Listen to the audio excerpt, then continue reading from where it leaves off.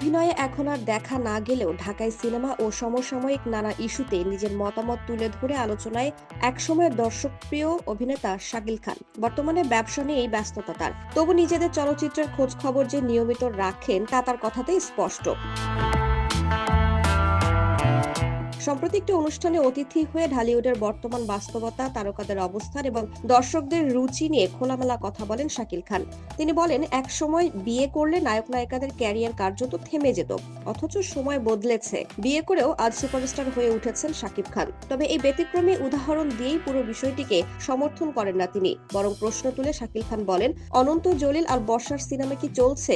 সাকিব বুবলির সিনেমা কি সত্যিকারের অর্থে চলে? বুবলির কিছু সিনেমা চললেও অপু বিশ্বাসের সিনেমা তো চলছে না। শেষ পর্যন্ত একমাত্র শাকিব খানের সিনেমাই চলছে।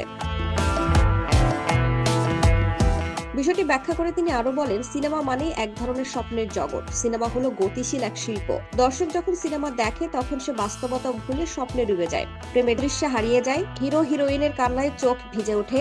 এই আবেগটাই সিনেমার প্রাণ। হিরো হিরোইন যখন অবিবাহিত থাকেন তখন দর্শকের কল্পনায় তাদের প্রতি আকর্ষণটা অনেক বেশি থাকে। বাস্তব জীবনে বিয়ে হয়ে গেলে সেই মোহটা কমে যায়। এটাই বাস্তবতা। শাকিল খানের মতে ব্যতিক্রম থাকলেও সামগ্রিকভাবে বিবাহিত নায়ক নায়িকার সিনেমায় আবেদন কমে আসে। দর্শক তখন আর পুরোপুরি চরিত্রের ভেতরে ঢুকে যেতে পারেন না, ফলে সিনেমার প্রতি আগ্রহ ধীরে ধীরে কমতে থাকে।